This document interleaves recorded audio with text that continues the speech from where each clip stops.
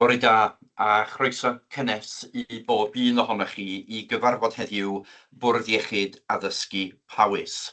A gynhelir, fel y gwelwch chi, mae'n cael ei ffrydio yn fyw o'n gwefan, ac yn ôl ein harfer, mi fydd na recordiad ar gael o'r cyfarfod o'r gwefan ar ôl y cyfarfod heddiw. Mae agenda a phapurau ar gyfer ein cyfarfod eto ac hefyd ar gael o'n gwefan. Felly, da chi, os ydych chi am dilyn y busnes byddwn ni yn ei cyflawni y bore yma, ewch i'n gwefan ac fe welwch chi, fe dawch chi o hyd fyna o'r papur I gyd. Cal Cooper ydw I, sef cadeirydd Bwrdd Iechyd Addysgu Powys, ac ar y sgrin, yn fuan iawn, fe welwch chi manylion yng nghydweithwyr bwrdd, sef aelodau gweithredol yn ogystal ag aelodau annibynnol sydd yn bresennol yn ein cyfarfod heddiw.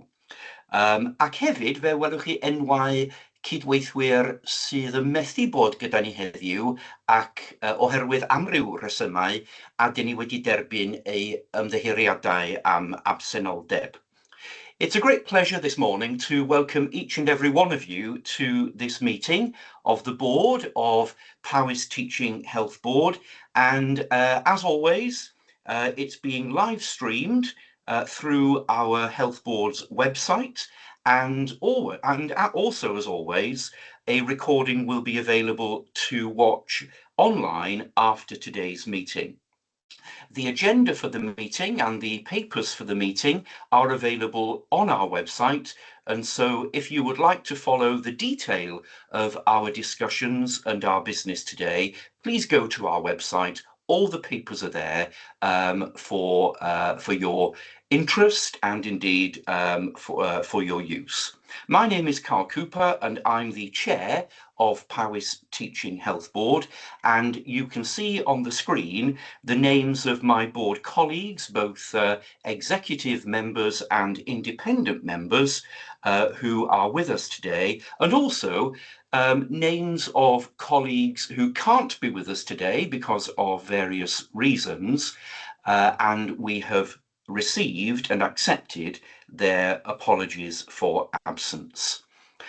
Fel bwrdd, ni ydy corff llywodraethol ein sefydliad, ac dyn ni yma I gyflawni ein cyfrifoldebau. Ac y cyfrifoldebau hynny yw, dyn ni yma I osod ac I bennu cyfeiriad strategol y sefydliad. Dyn ni yma hefyd I fonitro ac I reoli risg o fewn y sefydliad ac I ymwneud â'n hamcanion strategol. Dyn ni yma yn bwysig iawn hefyd I fonitro ein perfformiad ni wrth I ni gyflawni yr amcanion strategol hynny. Ac yn bwysig iawn, dyn ni yma I fodelu ac I liwio naws a diwylliant o fewn y sefydliad. Dyn ni'n cwrdd yn unol â rheoliadau y gwasanaeth iechyd yng Nghymru. Mae'n bwysig falle I esbonio neu I wahaniaethu rhwng cyfarfod cyhoeddus a chyfarfod a gynhelir yn gyhoeddus. Felly, dyn ni ddim yn gyfarfod cyhoeddus, ond dyn ni'n cynnal y cyfarfod yn gyhoeddus. Felly, dim ond aelodau o'r bwrdd fydd yn cyfrannu at ein trafodaethau heddiw, neu fynychwyr ychwanegol dyn ni wedi gwahodd I gefnogi gwahanol eitemau ar ein agenda. As a board, we have certain responsibilities. We are the governing body of Powys Teaching Health Board, and our responsibilities are essentially fourfold. We're here to set strategic direction and to approve strategies and plans for the Health Board. We're here to set our risk appetite and to manage risk within the organisation. We're also here to monitor and to scrutinise delivery of our services against the measures and targets and requirements and commitments within our strategies and plans. And very importantly, we're also here to model, to set and to shape the tone and culture, our behaviours within the organisation. We meet in accordance with and in compliance with NHS Wales regulations, and it's probably important to just explain that we meet in public, but today isn't a public meeting. And so the only contributors to today's meeting will be board members or additional attendees that we have invited to support various items on our agenda. That said, we always welcome questions and feedback from the public, and we have a standing item on every agenda where we deal with any questions that we have received from the public. Now, it's been the case for a couple of meetings now where we haven't received any questions, and that's also true of today. So there won't be anything to consider, but perhaps as I introduce the meeting today, it's probably worth my saying that, or giving public assurance, that that doesn't mean that we don't receive correspondence from the public. I, as chair, together with the chief executive and other board members, receive frequent and regular correspondence from members of our population, and we respond to those in appropriate ways, and they cover many themes of concern and of interest to our population. And so that public accountability, that line of communication, is live and is ongoing. On our agenda, you will see that we have what we call our consent agenda. And items under that bit of our agenda are items that we have deemed don't need any discussion today because they're either not contentious, they're regular items, and therefore, if nobody requests that any of those items be removed from the consent agenda and placed on the substantive agenda, we will deal with those items en bloc when we come to them. You will see that our strategic risk register and our board assurance framework have been placed within our consent agenda today. And again, I simply want to make the point that that's not because it's not important. It's simply because there are no significant changes that need discussion today. And we have full reports on risk 3 times a year. The last time was back in November, and we will also be receiving a risk report in March. And of course, our audit and risk committee look in great detail and scrutinise in great detail regularly our risk appetite and our risk management. Mi fyddwn ni yn cymryd egwyliau yn ystod ein cyfarfod, ac mi na i esbonio'n glir pan byddwn ni yn cymryd gwyliau, ac mi fydd na neges ar y sgrin i esbonio i'r gwylwyr beth sydd yn digwydd yn ystod yr egwyliau hynny. We will be taking breaks during our meeting. It's a long meeting as always, and I will explain clearly when those breaks occur, and a message will be on the screen to explain to those who are viewing the meeting that we are in the middle of a break. Felly, heb ddim oedi mwy, dwi am troi yn sylw rwan at yr agenda ac mi newn ni symud yn syth i eitem 1.2 ar ein agenda, sef datganiadau o fuddiannau. We turn now to our agenda, and we go straight to point 1.2, item 1.2, declarations of interest. We have a register of member interests, and that is available within our papers and on our website. Does any colleague wish to draw our attention to any additional interest, or indeed any registered interest that connects with any of our agenda items today? No, thank you. In which case we go to our board action log. There is only one outstanding action on the action log, and colleagues will remember that we have extended the deadline of that particular action to our March board, and therefore I assume that that doesn't need any additional attention or discussion today, but I will pause just in case anyone wants to come in on that particular action. No, so we will deal with that. Oh, Helen, do you want to comment? Please come in if you do. Thank you, Carl. Bore da, everybody. Helen Bushell, Director of Corporate Governance and Board Secretary. Carl, just to confirm, our Patient Experience, Quality and Safety Committee will be receiving an update on that People's Experience Framework, the item that you've just referred to on the action log, when they meet next week. So then a further update will return to the board in March. Thank you. That's helpful. Thank you, Helen. And so, if there is no other comment on the action log, then we turn to 1.4 on our agenda, a very important, again, standing item on our agenda, where we listen to the experiences of our staff and of our patients. And today, I'm delighted that we have Tanya Thomas with us, an award-winning nurse within our mental health team and within services for children and adolescents. But I'm going to ask Deborah, our Executive Director for Workforce, to introduce Tanya. Please do, Deborah. Bore da pawb, Deborah Wood-Lawson, Director of People, Culture and Transformation. Really delighted to introduce Tanya Thomas, our exceptional team leader for child and adolescent mental health services.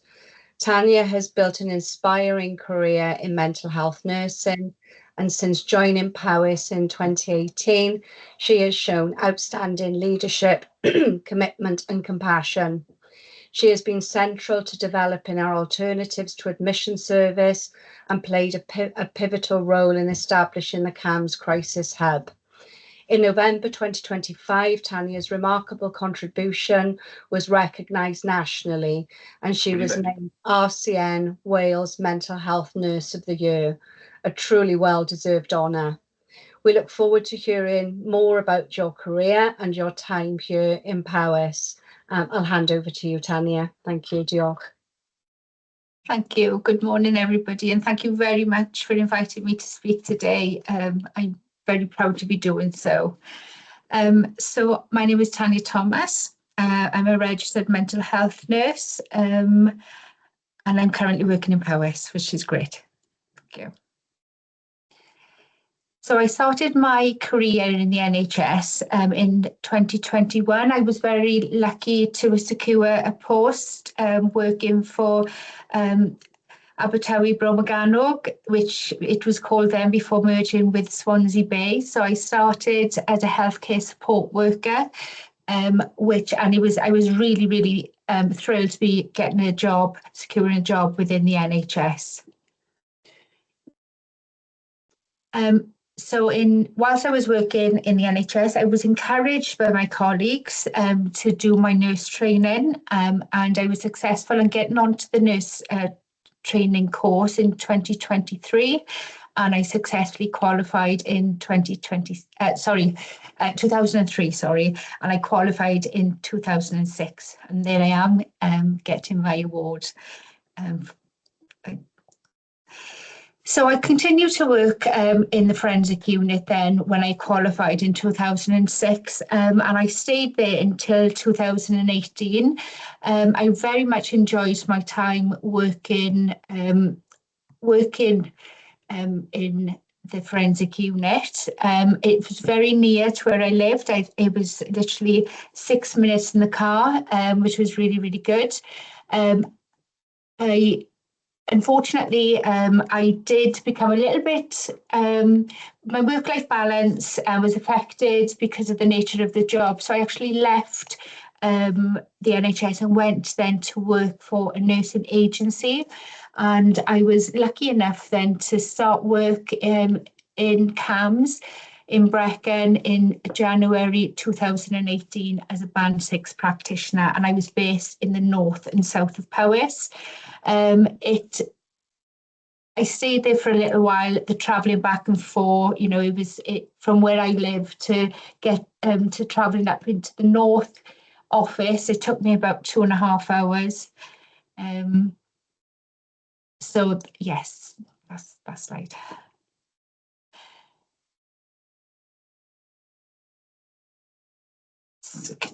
And then I was very lucky. So I was very lucky then to get a promotion and within CAMS. So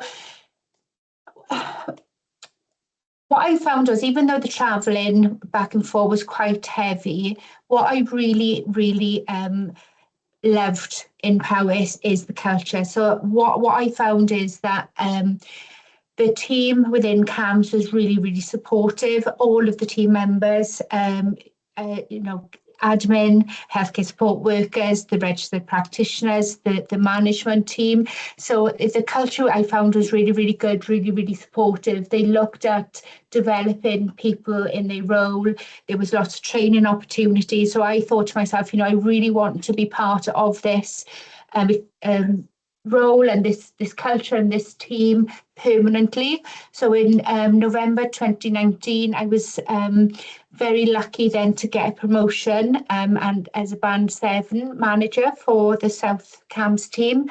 And I come back into the NHS from a nursing agency, which, you know, it really, really suited. It was the enjoyment I was getting from my role. I felt valued, I felt supported. It was just a really good experience. And then in November 2023, I was very lucky to get another promotion as a Band 8A, so to develop a service called the Alternatives to Admission.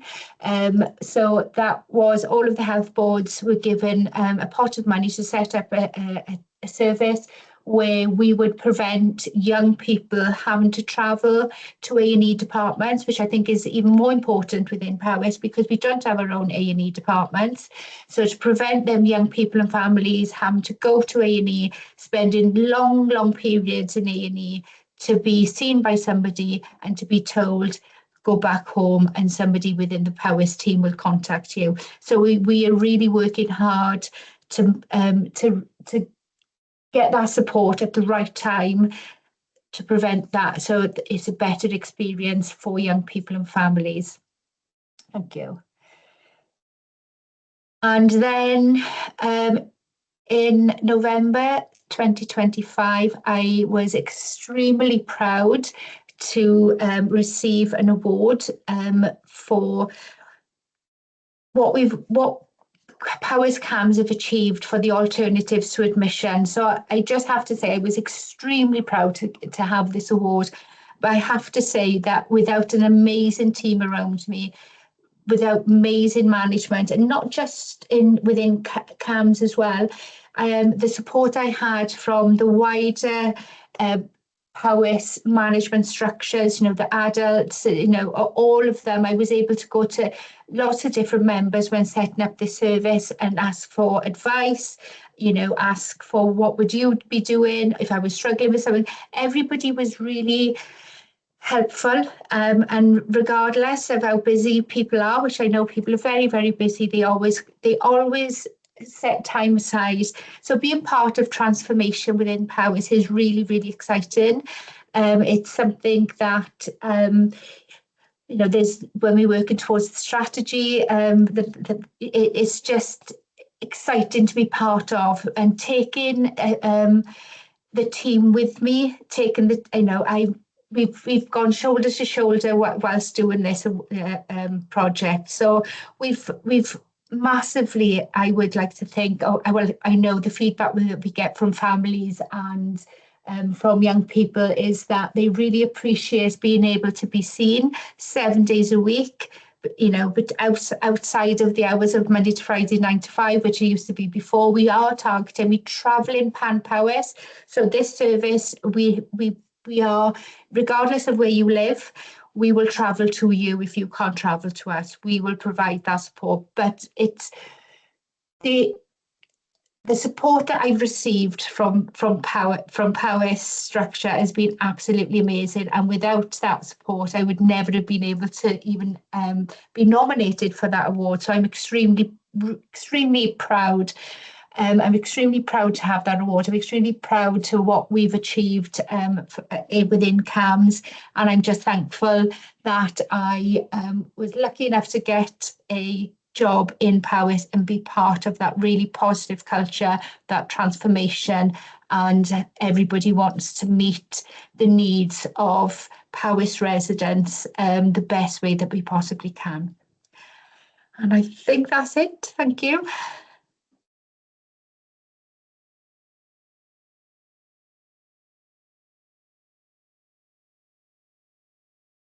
Carl, you're on mute. Apologies, I was on mute, rookie error. But what I was saying, Tanya, it's actually we that thank you, and a fabulous set of observations and experiences there. I can see that Paul is on screen, our Executive Director for Nursing. And Paul, do come in with some reflections, please. Thanks very much, Carol. And Tanya, thank you very much for that presentation. The first thing I would say is you really hide your light under a bushel. The work that you've done in transforming that service over the last couple of years has been inspirational, and is not just impacting our mental health patients in Powys, but actually that work, how we translate that across Wales and equally across England in time, will make a real difference to how our patients are cared for when they're in crisis and when they're really in need. And so well done. The word that jumped out at me all the time during your talk there was you kept saying, I'm very lucky. And I don't think luck has anything to do with it. I think this is about you as an individual and how you drive yourself forward and push yourself forward and seize the opportunities that are presented to you. And I think that's a real true reflection on you as an individual and your character. Your leadership and your motivation just shone through in your presentation. I could tell you were a bit nervous, and who wouldn't be in this environment, but you battled that through and you were excellent in that space.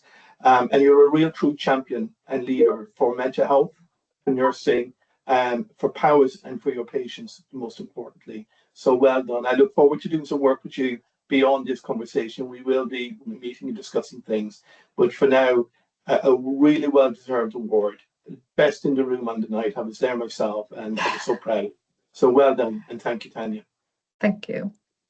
Thanks, Paul. And Tanya, just from a board perspective, just listening to your story, it relates to many of our strategic aims and strategic commitments. I was really pleased to hear the emphasis that you placed on culture and how having a constructive, supportive, positive culture made a difference for you. And also, we know that unless Powys Teaching Health Board isn't a great place to work, we're never going to attract and retain good staff.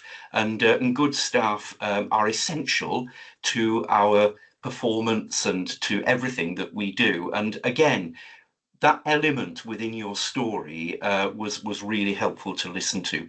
And of course, the impact on patients. We're very committed to helping people not go into hospital unless they absolutely need to. And so, your work really is at the center of what we're trying to accomplish. But conventionally, we don't open up for a discussion now, Tanya, but as Paul says, you've absolutely raised the profile of what you and colleagues are doing. I and others certainly have an interest to find out more, so please don't be surprised if we get in touch after this meeting to listen and learn to you further. But for today, thank you very much indeed. Thank you very much for having me today. Thank you. So we go now from item 1.4 to item 1.6. We have no questions to board, as I explained earlier. So we turn our attention now to my update and to that of the Chief Executive. I will take my update report as read. I don't have any additional comments or observations to make, but I'm very happy to engage with any questions or to enter into discussion about any aspect of the report that anyone would like to mention. So Steve Elliott, please. Thank you, Borodar Pawb. I'm Steve Elliott, the Independent Member for Finance. Thank you, Carl, for your report. I just want to pick up on the last paragraph, which relates to your attendance at the Regional Joint Committee for West Wales. And I note under the consent agenda, we have a copy of the terms of reference for that committee. And whilst it mentions your membership of that committee, there's no other reference within that document to the population of Powys and to considering the needs of the population of Powys in the work of that committee. The Cabinet Secretary for Health and Social Care, I think, places great importance on regional working, and therefore it's quite right that we attend or we're represented on a committee that covers Hywel and Swansea Bay that our population do use their services. So I just wondered if there was any comments you'd like to make in terms of why that terms of reference doesn't make more reference to the population of Powys. Thank you.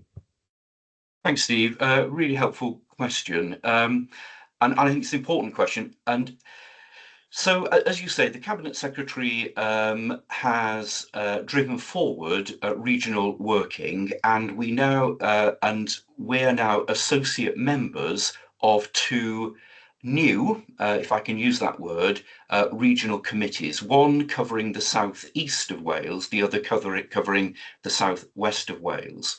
The one in the southwest of Wales is, if you like, an evolution of a pre-existing partnership between Hywel Health Board and Swansea Bay Health Board, and they already had terms of reference for their partnership. And I think you're quite right in pointing out that what we have in the Southwest partnership is a bit of a tweaking of the pre-existing terms of reference. And whereas in the Southeast, which that joint committee was established from new, then their terms of reference does make more substantial reference to the population of Powys, to how reporting will happen, for example, to our health board, as well as the core members of that partnership. So I think you're absolutely right, Steve, to draw that to our attention, and indeed to draw our attention to the contrast, if you like, of the terms of reference between those two joint committees. I'm very happy to go back to that joint committee on the basis of this conversation and ask if they might review further the Powys dimension within the terms of reference. But I will pause, Steve, should any other board member, be that the Chief Executive or anyone, want to come in with a comment. No? So Hayley, Chief Executive, please do. Yeah, thank you. Morning, and thanks for the question, Steve. It is an important point, but some reassurance. Some of the long-standing working relationships that we've had, the Powys population is considered in terms of the catchment population in that region. But I think formalising that in the terms of reference is probably a sensible strengthening. But some reassurance around the previous work that we've undertaken, we have been considered as the catchment population, and also just in terms of the reporting of the regional committees, that will come through on a regular basis through our strategic change report, which is due to go to the planning partnerships committee in the next week or so. Thanks. Thank you. And can I just support that? When I attended the last meeting of the South West Wales Regional Committee, I was able to contribute observations and participate in the discussion from a Powys perspective, and that was warmly welcomed. And indeed, we agreed some actions that would take forward in terms of working with ourselves and for our population. So, but is that okay, Steve, or do you want to come back in? Yes, thank you. That's fine. Thank you, Carl. Thank you. Would anyone else like to participate at this juncture in response to my update report? Elaine, please come in. Thank you, Carl, and good morning, everyone. I'm Elaine Lawton. I'm the Executive Director of Primary Care, Community and Mental Health for the Health Board. I just wanted to reflect back on your listening and learning section. I think it's really important to note that for our workforce, the visits that you do and the time that you spend listening add real value to them. It's great to hear Tanya's observations earlier, and that point about culture for us in Powys is really key, but also for our population and our stakeholders. So you and I were at the League of Friends in Knighton last night, and I think one of their observations was, why don't we hear much about Knighton Community Hospital in our board meetings? And I think it's just really important to note that the time that is taken to visit, to have those conversations, to really develop our understanding about the experiences and observations from our population as well as our workforce is really critically important, and it helps inform all of the different elements that come to board. And I just thought it was really important that we note that section. Thank you. Thank you, Elaine. And I'm always very grateful and appreciative as well when I get out and about among patients and staff. Invariably, everyone is very welcoming, very kind, very generous, and with their time and so on. I learn a lot, and as you say, it's a type of learning that is different to the information and data we receive in reports, and putting that kind of learning alongside each other is so important. And in terms of good governance, we all know as board members that we can't be good board members if we're not connected with the organisation. And so thank you for that, and we'll continue to build on that. And I know that Ian wants to come in with an observation. Please do, Ian.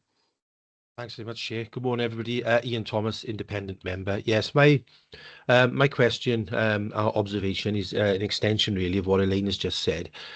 Noting from the report, Chair, the visit to, for example, the Royal Glamorgan Hospital, and having the opportunity to go outside sometimes of the county boundaries to learn. I just wonder whether we extended that across the border, and whether you as Chair and others go into the rural parts of England that not just border us as an area, but also perhaps other rural parts of England which face the same challenges as us. So to bring that learning back and learning cross-culturally about challenges to rural health boards, I would see as quite important. So I just wondered whether we took the opportunity to do that too. Thank you. Yeah, thank you, Ian. So the answer in part is yes. And so a little while ago, we decided to include into our board walkarounds visits to those services that we commission, because we're all aware that, you know, that it is such a very big part of the services that we indirectly provide for our patients. And so I have spent time with colleagues in Sath, in Shrewsbury. I have spent time in Wye Valley, in Hereford. In fact, the Chief Executive and I have another visit to Hereford planned in the very near future. And then we're extending that. And I've also spent time with Robert Jones, Agnes Hunt up in Gabowen. And we're extending that now to our Welsh providers.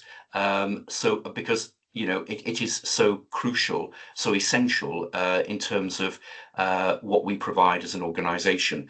But your other point about the wider learning, Ian, is one, interestingly, that has been the subject of very recent conversations between me and our Director of Corporate Governance, the Chief Executive, particularly in relation to our board development sessions, and what we are planning over the coming year is to look beyond that, exactly as you say, and say, is there any learning from other parts of the UK, indeed from anywhere, that is helpful, appropriate and relevant for Powys, that we can then look at, so that we are as informed and that we can operate as intelligently as possible. So yeah, absolutely. Thank you. Hayley, please come in. Yeah, thank you. Really important question from Ian. And just to add to that, really, there's something about us looking outside and both internationally at the evidence base, and you'll see that from the work that we've done supporting our thinking around future models of care under the Better Together programme. But I also wanted to share that we've got some things also to share with others. And I was going to raise it in my Chief Executive report, but we were invited by the Chief Medical Officers to present and share experience on the rural healthcare and our experiences in Powys at a meeting in Cardiff last week. The 4 nations Chief Medical Officers and their deputies were pulling together and discussing that issue, and I'm really pleased that Mez Bowley, our Director of Public Health, attended and presented the work that we're doing in Powys, particularly from a population health perspective lens. And I know Llais attended and shared their information on rural healthcare based on their recently published report, as well as Betsy. So I'm sharing that because I think there's also opportunities for us to raise the profile of the work that we're doing in Powys as well. So thank you. No, thank you, Hayley. That's a really good segue, I think, into your update report. So please take us to that. And as I say, we'll take your report as read, but do you have any additional points you want to draw to our attention? You've gone on mute, Hayley. Sorry, apologies, okay. I pressed that by error. Yeah, just a couple of additional updates to provide on the basis of the report that you've received. So the first one I wanted to raise was around EMITs and the update you've received in the report. I attended the Joint Commissioning Committee yesterday, where we were having an interim update on the work that's being undertaken with regard to the EMITs review. As you're aware, back in November last year, we were informed that the legal process is now complete and the work on recommendation 4 has been resumed. Before that, Kate Wright, our medical director, was very actively involved in developing the thinking around recommendation 4. And there's 2 key areas of work that are being progressed at the moment. The ambulance service is progressing a comprehensive review of their service delivery model, particularly for rural areas, aligned with the recent changes to the National Ambulance Performance Framework.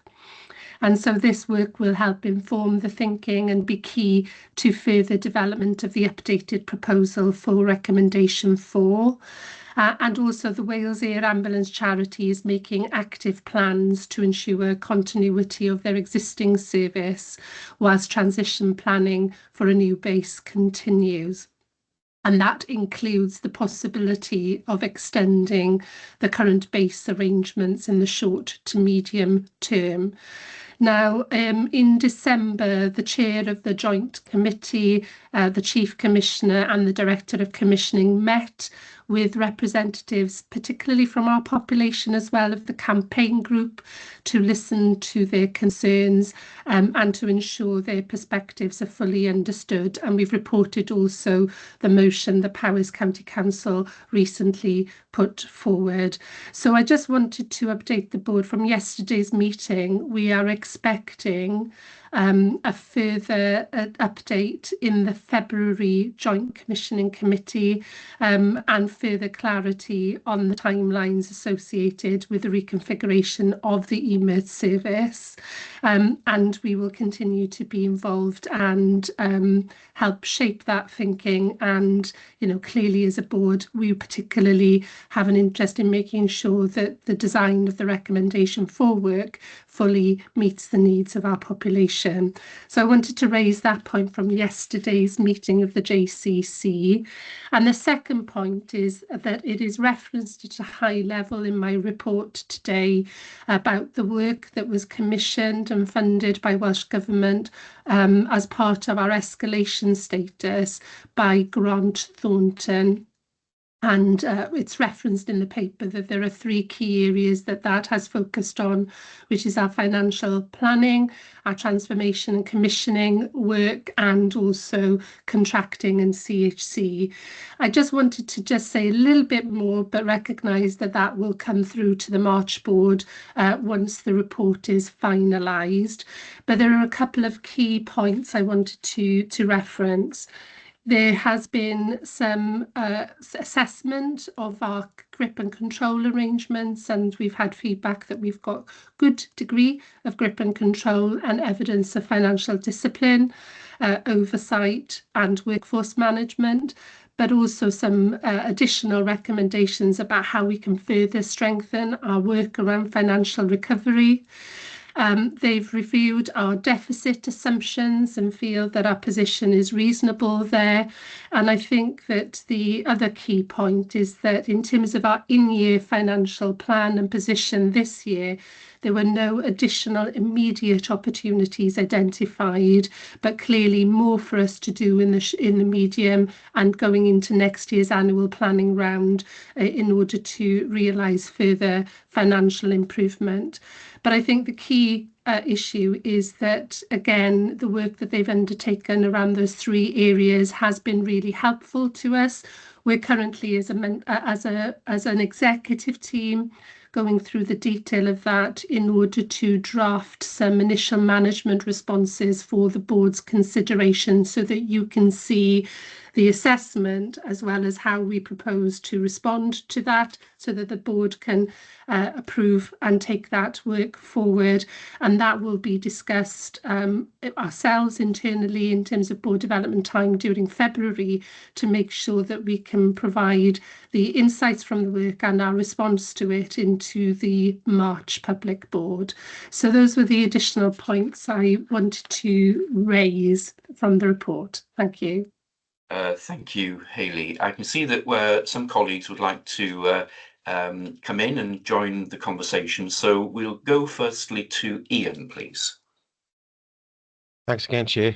Again, Hayley, thanks for the report. As with the Chair's report, always thorough, and thanks for that update as well.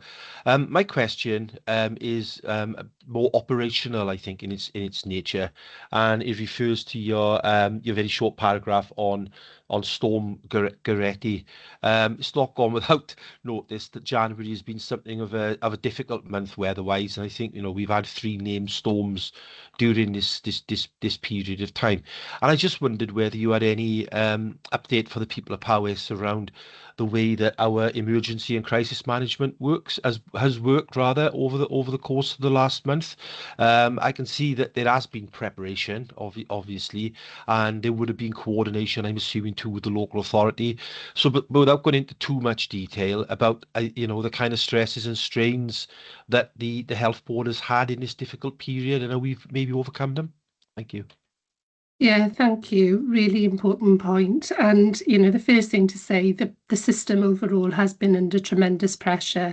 We've had high levels of escalation, particularly in our acute services, and substantial increased demands overall, both in terms of the patients that need to be seen, but also the staff sickness levels across Wales. There's been a number of issues that, unfortunately, January is a very difficult month coming in from the Christmas period as well.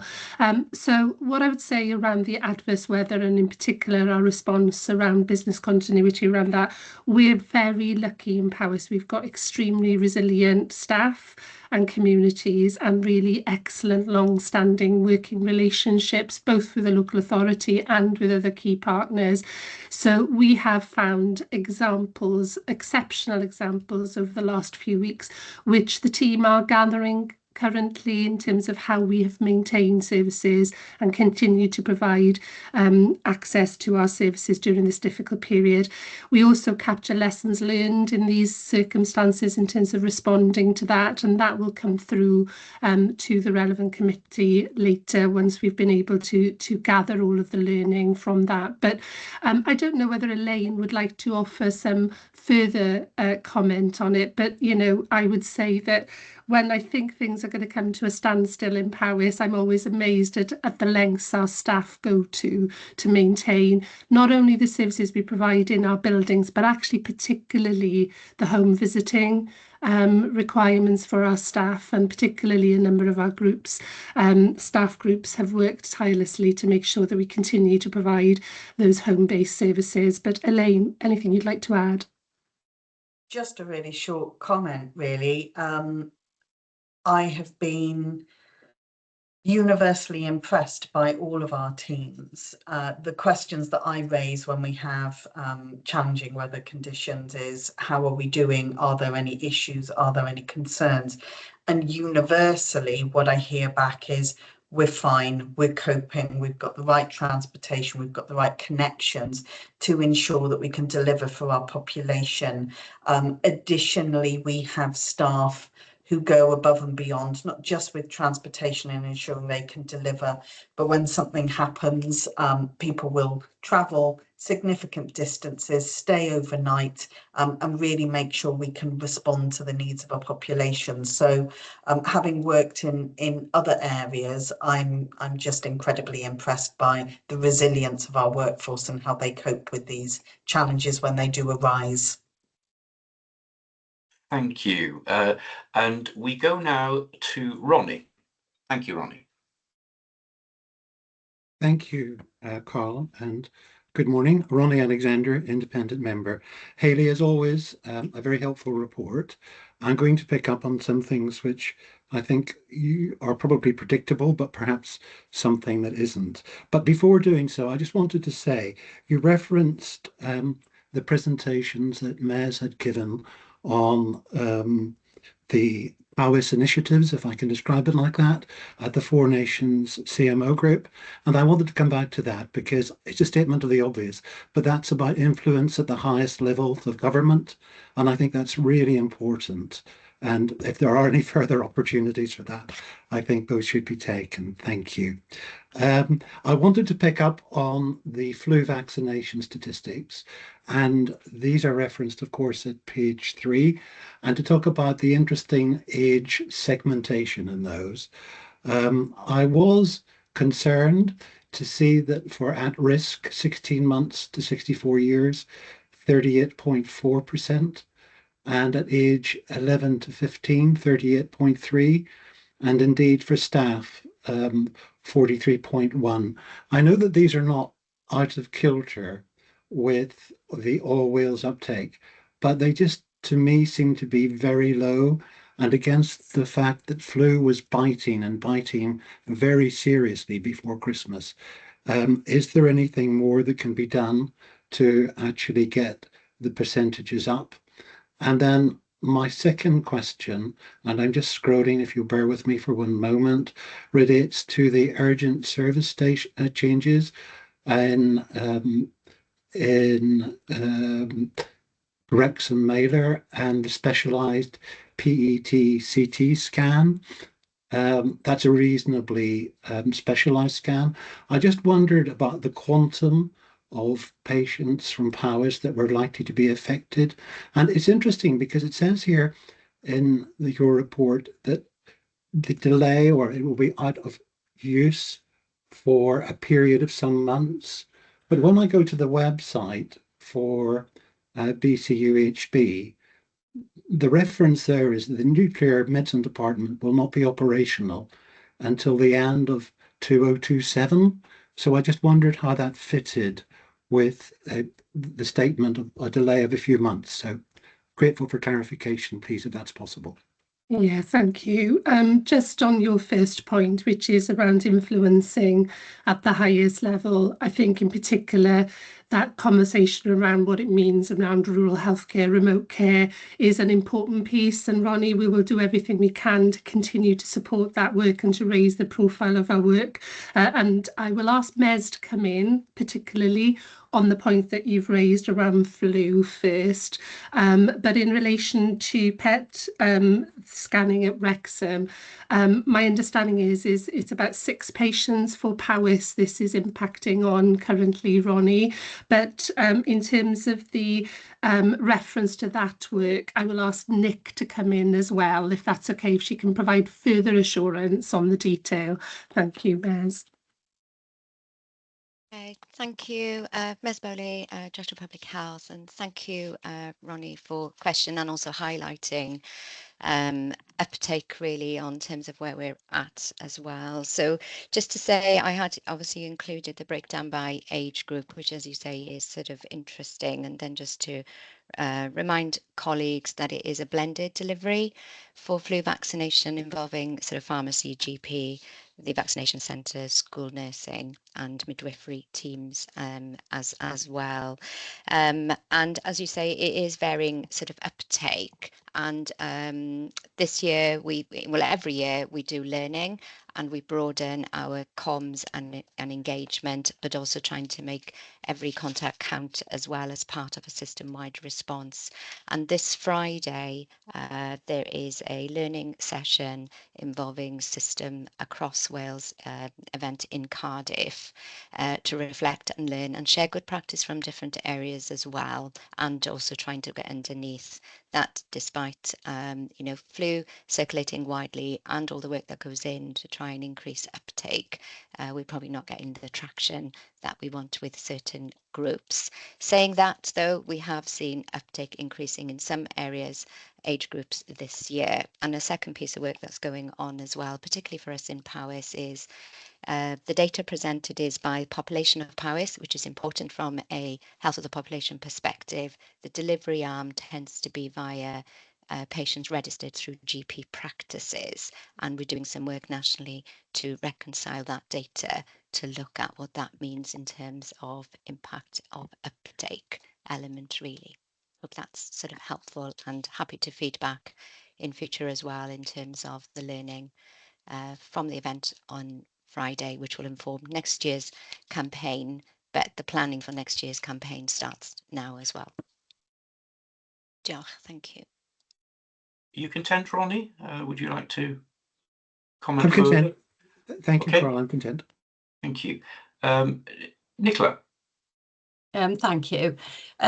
Yeah, so PET-CT is a specialised diagnostic scan for mostly cancer patients, as you've acknowledged, Ronnie.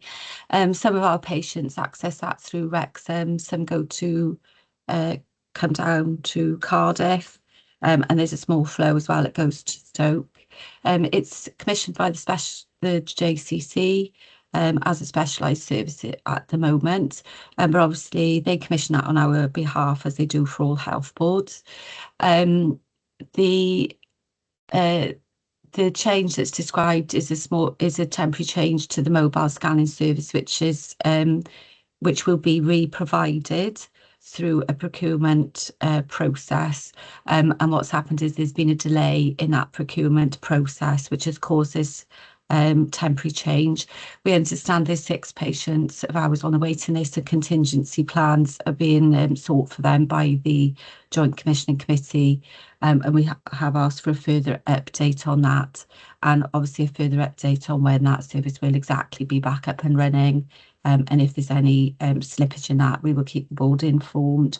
It is a slightly different thing to the nuclear medicine service. They're not the same thing. So the permanent services for a fixed scanner, which is much later in the year, and the reference to nuclear medicine is that it allows the health board to be able to recruit into specialised nuclear medicine services, but they're not directly the same service. So this is particularly around a contractual issue that's affected the provision of the mobile scanner at Wrexham. Thank you. Can I just come back on that, Carl, please? Please do. Thank you for the clarification, Nicola. It's always very helpful. From my point of view, even though the number of patients isn't huge, as I understand it, the diversion that's happening at the moment is that patients are being sent either to the Heath, sorry, more correctly, the University Hospital of Wales, or to Singleton, or indeed to the Christie in Manchester. So from my perspective, there is a certain amount of inconvenience that's involved in all of that. And it was just my concern about minimizing that inconvenience so much as possible. And I do hope that's clear. Thank you. Thank you. And so finally on this agenda item, I'm going to invite Mick to come in. Please do. Thank you, Chair. Borodar Powys, Mick Janassi, independent member. I want to ask a question, if I may, about the position that we're adopting as a board in the Joint Commissioning Committee discussions around EMERTS. So, if my memory serves me correctly, when we previously discussed this issue, we accepted there was strong evidence-based case for restructuring the EMERTS service for Wales as a whole. But we were also very clear that we had a specific duty to act in the best interests of the population of Powys. And on that basis, I think we agreed that we needed to, there needed to be a meaningful alternative provision in place to mitigate that, and recommendation 4 as part of that mitigation.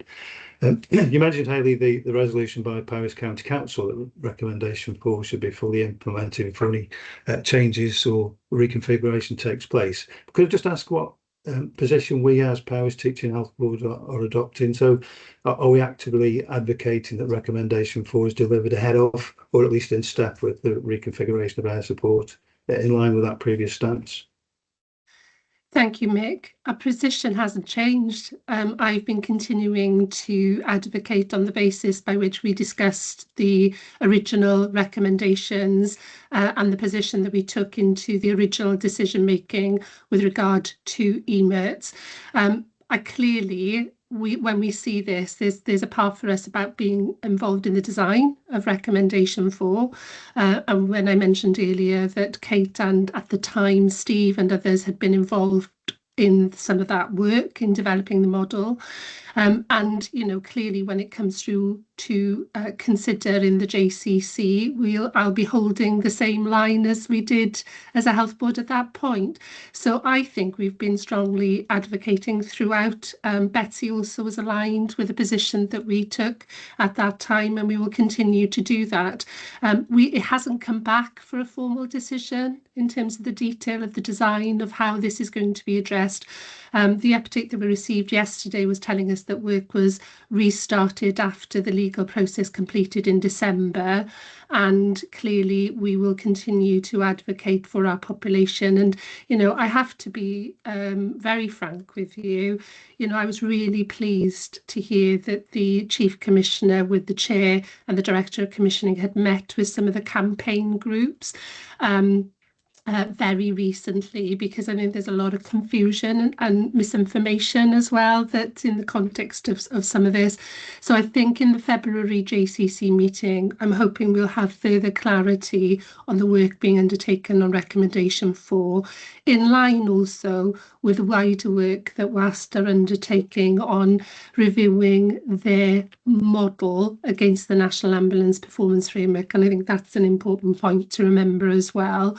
But also some further update we hope to be able to be in a position to share from the Wales Air Ambulance charity, recognising that some of that might be commercially in confidence and therefore not, you know, everything, but certainly we should be able to get a more definitive update in the February meeting. So Mick, it hasn't come back because our position hasn't really changed. So my input, Kate and others in the work, has been to maintain the board's position at this time and to continue to work alongside colleagues in Wales to bring forward a proposal for approval. So I hope that gives some reassurance. You know, clearly the work, as we see the detailed proposal coming through, may need to come back to board at that point. I just can't preempt what the work will recommend. Is that okay? Yes, thanks, Chair. Thanks, Hayley. I am very reassured. Thank you. Thank you. So Hayley, thank you for the report. Thank you for engaging with the responses and conversations so openly and helpfully. Much appreciated.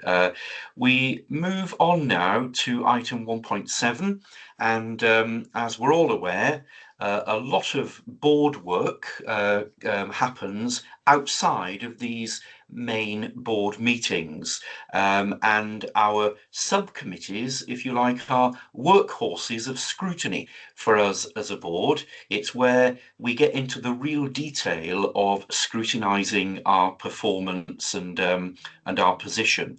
And so what we have next is a series of reports from those committees via their chairs, and they're here for assurance and indeed for any questions or responses that colleagues may have. So we're going to turn firstly and invite Steve, who is the chair of our Audit, Risk and Assurance Committee. Thank you, Steve. Thank you, Chair. So our most recent meeting was a couple of weeks ago. So at the moment, this is a summary report, and a full report will be provided at the next board meeting. However, the committee did want to alert the board to ongoing concerns about the compatibility of the NHS Wales app, specifically regarding cross-border functionality. A recent extension of the app to include details of hospital appointments does not appear to cover patient appointments in English hospitals. And obviously the committee were concerned that this disadvantages our population that accesses services in England. At present, there is no timescale for resolution of this issue. So the committee have agreed to explore this issue further, and it will be tracked as an ongoing action by the committee. And of course, I'll be prepared to provide updates at future board meetings. Thank you. Thank you, Steve. Does anybody want to ask a question or contribute in response to this report? Robert, please do. Yeah, Robert Dose, independent member. I'd just like to follow up of Steve's comments and thank really the chair and the independent members of the audit committee for agreeing to highlight this matter again. As many of you know, this issue has been highlighted over many years to DHCW, and executive colleagues have also made representations. It affects tens of thousands of our patients. And the fact that this has not been prioritised from the beginning of the project means that Powys patients are now being treated unfairly when digital technology is seen as a key to the modernisation of the NHS in general, with obvious amplified relevance to rural areas. So quite happy, you know, that we will continue to, there's a bit of analysis yet to go. But I think at some stage we might have to consider inviting the health board to consider what further representations it might make, whether collectively or through its senior role holders, because DHCW says that the Wales app is a big thing and it should also be a big thing for Powys. Thank you, Chair. Thank you, Robert. I can't see anybody else wanting to comment. Do you have a response for Robert, Steve, or in a sense, it's just Robert's just highlighting the high importance of this for our population. But do you have an additional comment? Well, no, just to support, the points that Robert had made. Thank you. Yeah. Okay. Well, thank you, Steve, and to members of your committee. We move now to the report of the Charitable Funds Committee, which I chair. Again, the report is there. I will take it as read, but I'm happy to respond to any questions or enter into conversation about any aspect of the report. Does anybody want to contribute? No, so we move on to the Executive Committee, and again, back to Hayley. Yeah, thank you. I'll take the report as read. As you can see, we've had 6 meetings since the last board meeting, and more than happy to take any comments or questions. A large number of the items in the report obviously feed into relevant committee and board meetings, but happy to take any queries or questions. Thank you, Hayley. Again, I'm just pausing to give people an opportunity to respond to the Executive Committee report if you'd like to. There are no questions, so thank you for that report and indeed for the work of the Executive Committee. Jennifer Owen-Adams can't be with us today, who is the chair of our sorry, I'm just excuse me.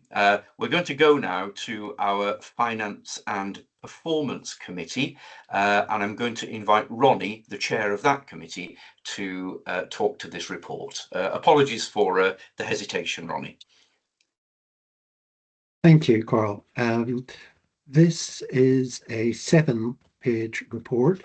I say 7 because that is a testament to the volume of business that actually goes through this important committee. This is our report from the 4th of December 2025, and it followed quite closely after a board meeting. So whilst organisational status and finance were uppermost in our minds and always are at this committee, the data that we were looking at was largely the same as that which had been seen at the previous board meeting. So I'm taking, other than those comments, I'm taking the report as read, but I'm very happy to consider any observations or indeed questions. Thank you, Carl. Thank you. So colleagues, does anybody want to respond to this committee's report?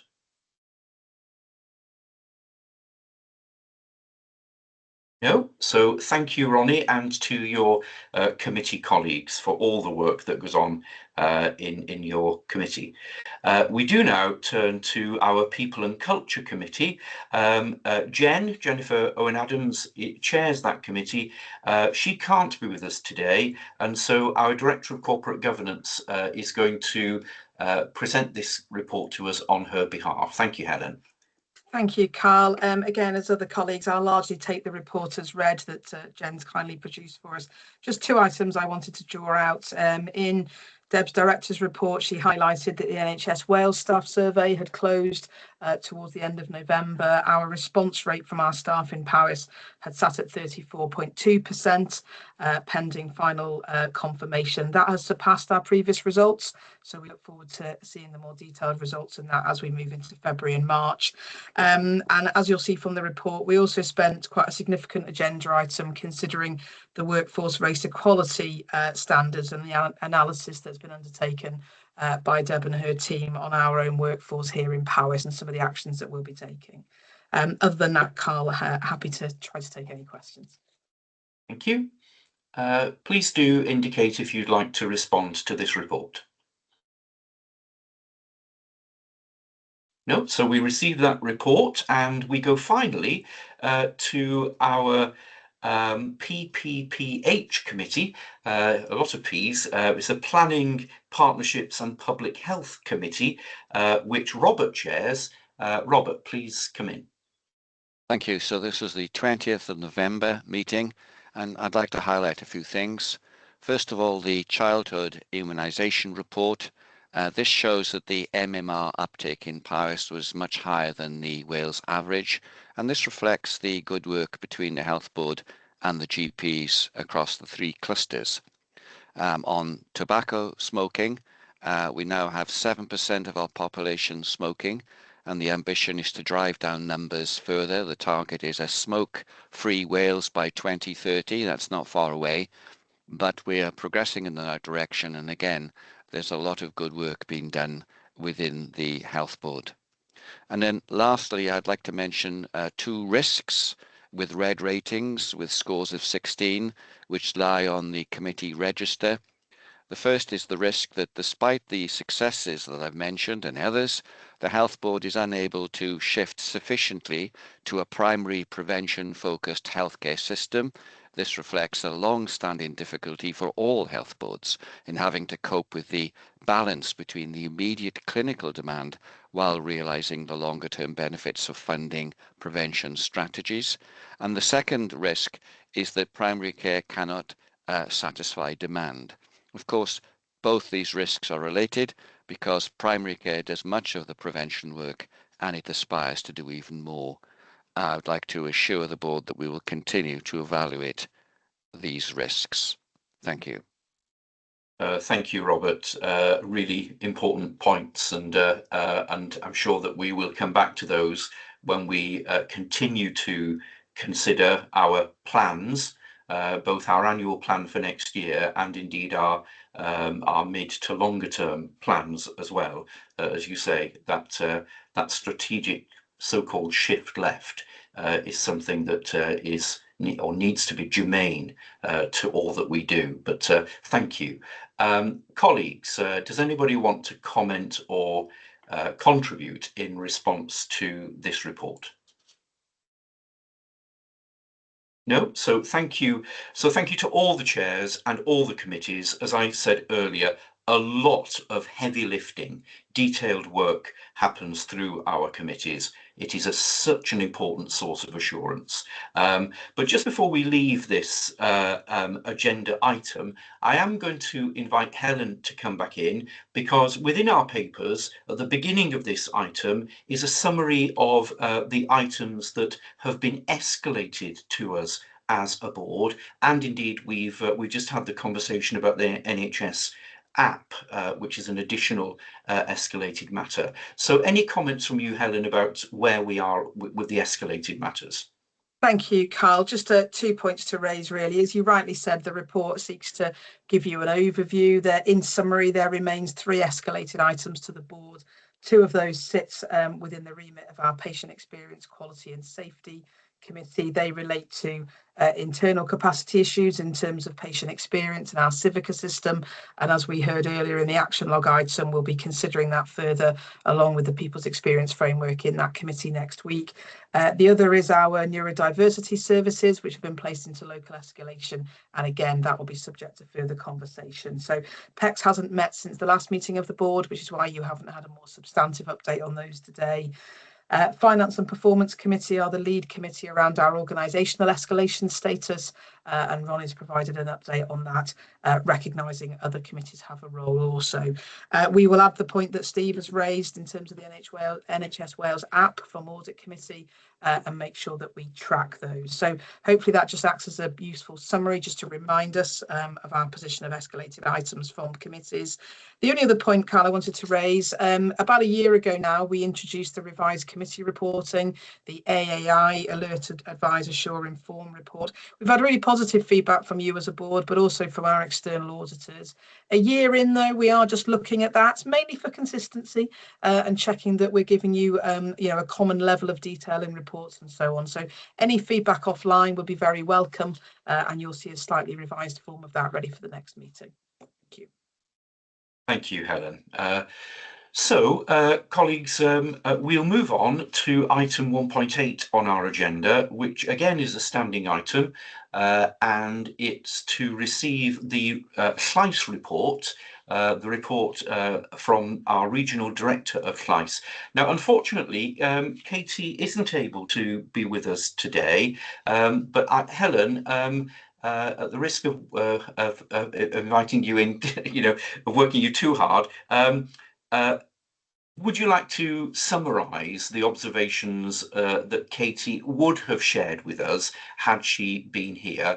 And just to explain as well, we will note those observations and then we will consider them at various points in our meeting in terms of where that's appropriate and where that's helpful. But Helen. Thank you, Carl. I feel like I need to be changing many hats today, or maybe my voice, I don't know. So two aspects to the feedback Katie had asked me to provide to you as a board. The first one is in relation to the report she's provided directly. So 3 points she wanted me to make. We heard in Hayley's report earlier on that Mez had attended a meeting with chief medical officers in relation to rural healthcare. Katie was the Llais representative that also attended that meeting, so she wanted to make that point known. Llais regionally have appointed a new head of complaints advocacy and engagement. Fionn will be starting taking up her role next week. And then Katie also wanted to add that on the 31st of March, Llais are hosting a joint health and social care event, and they'll be extending some further information to us should we wish to attend. The second part then is in relation to our board papers as a health board, 5 areas that Katie wished to flag, 2 in relation to the chief executive report that we heard a little bit earlier on. One was to note that Llais will be visiting temporary service change sites in February and will be providing us with some feedback through the report on that. Also the Llanfyllin pharmacy issues up in the north. Katie will be undertaking a Llais local event in Llanfyllin at the beginning of February, and again will provide us with that feedback, so I'm sure that will be welcome. On the annual plan item that we'll come to later on, Katie wanted to reinforce that they'd welcome the opportunity to join our board development session in December to share what Llais have heard, and that was a welcome and important part of our own plan development. On the integrated quality and performance report, commissioned emergency care particularly, wanted to just reflect that what Llais are hearing is that people are perhaps driving further and therefore the Mid-Wales response times may look more positive for that reason. And then lastly, on the digital strategic framework, which we also come to later, just wanted to seek some assurance that we are giving proactive consideration to those who are digitally excluded. And that was all from Katie. Carl, thank you. Thank you, Helen. And if I could ask colleagues just to bear in mind, particularly the IQPR and the Digital Strategic Framework observations, and perhaps the relevant executive directors might just pick up those observations and respond to them when we come to those items on our agenda. Ian, please come in. Thanks, Chair. Ian Thomas, independent member. It's just a very quick one, really. I do appreciate Katie's not with us today, and that Helen, that's just fallen on you to just give the feedback. I just wanted to check whether, this is important stuff, and I just wanted to check whether independent members or others, in fact, would have the opportunity to raise questions with Katie about the report from sometime from this meeting onwards, so that we don't have to wait for to give questions, perhaps, and overload her when we do finally get her in the room. Is there some kind of mechanism? They're very basic questions, but I got a couple of points I'd just like to kind of ask questions on to Katie or Llais directly. Thank you. Helen? Yeah, thank you, Ian. So Nick Johnson's our executive lead for strategic engagement. So I would suggest either share those questions with Nick or I, and one of us will make sure that they're shared with Katie and can provide the response back to you. That's helpful. Thanks very much. Thank you. Thank you. Okay, so we received that report as always, and we look forward to building on the very positive and constructive relationship we have with Llais and with Katie, and we look forward to seeing her again very soon. In which case, we go to item 2 on our agenda. I explained earlier the purpose of the consent item, or rather the consent agenda, and you'll see that under section 4 of our agenda for today. Does any colleague wish to recommend, suggest that any item under section 4 be removed from that section and placed as a substantive item for discussion during our meeting today? No, so when we come to section 4, we will therefore deal with those items without discussion en bloc. We therefore turn our attention to item 3.1 on our agenda and to the Charitable Fund's annual report and accounts. This annual report and accounts has already been considered by the Charitable Funds Committee and is here with its approval for approval and support by us as a board. We as a board, of course, are the sole corporate trustee of the charity. We have with us Mike Jones, I think, and Jill Howells from Audit Wales to support this item, but I'm going to invite initially Pete Hopgood, our Director of Finance and Deputy CEO, to introduce this to us. Thank you, Pete. Yes, thank you, Carl. Good morning, everyone. Yeah, Carl, you've covered some of my introduction to this item in terms of the fact that the Charitable Funds Committee is recommending approval of the annual report, including the accounts. The report and accounts were included in the papers. A couple of highlights from the financial performance of the Charitable Fund is that we had expenditure of £448,000 in the year. This exceeded our income of £251,000. There's been a small movement and loss on our investments of £25,000. And as at the 31st of March 2025, the total value of our fund stands at 4.179 million, with £3,000 held in terms of endowment funds. I will just check if Helen wants to make any comment, and then we'll go to Jill or Mike just to make comment on their audit work and the result of their ISA 260. So just wanted to check if Helen had anything to add before we ask Mike or Jill to comment. Thank you. Thank you, Pete. I'm sorry, just say, I understand that Mike has been held up and it isn't with us, but Jill is with us, and I'm sure that she'll respond to or contribute to this item. But Helen. Thank you, Carl. Thank you, Pete. Just to add my thanks, as you've done, Pete, to the team and the wider team in terms of completing the audit work, but also the incredible amounts of work the charity's done throughout the year. But nothing else to add, Carl. Thank you. And I'll echo that, Helen. Yes, and thanks to Mike and Jill and the team for the good work and the progress of the audit. Thank you. Thank you. Jill, would you like to contribute at this stage? Thank you very much. Thank you for letting me join you today. The audit report starts on page 116 of your pack. Highlighted on page 120 is the important information in terms of an unqualified opinion. No significant matters to raise. We had no uncorrected misstatements, and there are no recommendations to raise resulting from the audit work. I'd like to express our thanks to Tom Richards and Sarah Pritchard for their support through the audit. We had good working papers and they were very responsive to queries, which helped our work immensely. Subject to the board's approval today, the accounts then are with the Auditor General tomorrow to meet the deadline, your statutory deadline of the 31st of January. I'm happy to take any questions or assist in any way. Thank you. So we have 2 or 3 colleagues that want to contribute, and we'll go firstly to Mick, please.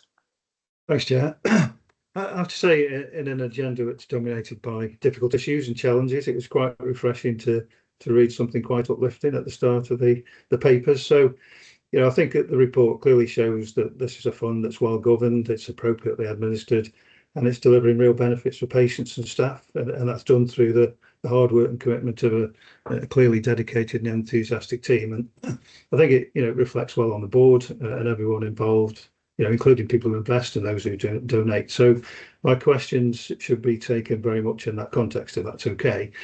Two questions, if I may. First is about assurance. So I'm interested in how, as corporate trustees, we satisfy ourselves that we're optimising the potential of the fund overall. I did raise a similar question last year, and I don't see it reflected in this year's report, so I just wanted to come back to it at the risk of sounding like a broken record.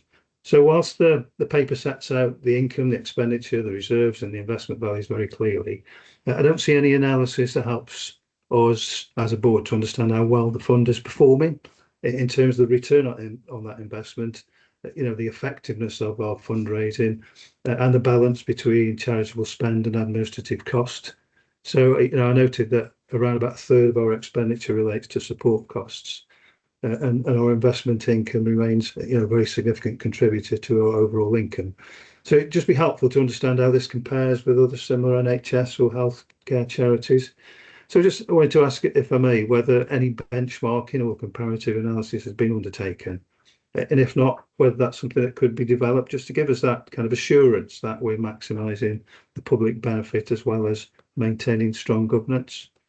My second question was about strategic alignment. So the charity's mission places a really strong emphasis on supporting prevention and early intervention.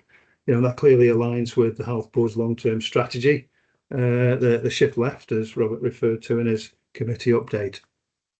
But as I read the report, it seems to me that most of the activity in the funded projects appear to be on improving patient experience or staff wellbeing, and service enhancement once people are in contact with the service, and that's very valuable, of course. But I couldn't see anything that was explicitly supporting prevention or upstream initiatives. So apologies if I've missed it, but if not, just wanted to ask whether that is part of the thinking about moving forward, whether we can expect to see that more strongly in the forward strategy. Thank you, Mick. I will invite Pete, or Pete, you might want to invite others to contribute as well. But just from the chair as chair of that committee, Mick, the benchmarking has been done.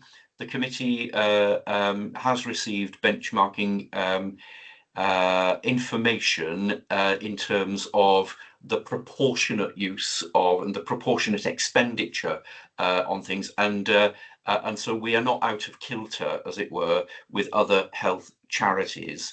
And as you rightly say, we are at the point of refreshing our strategy. And I think the points you make about organisational strategic intent as regards prevention, shift left, and so on are really important. And also, you and other board members will be invited to participate in the shaping of that strategy as we take it forward. So that's a really helpful observation that we will hang on to. But Pete, or if you want to bring Helen or indeed anyone else in, Pete. I think you've covered it very nicely, Carl, and made the points I was going to make. It's a really, really good point, and thanks for raising it, Mick. And it's important that we have that focus in the strategy going forward.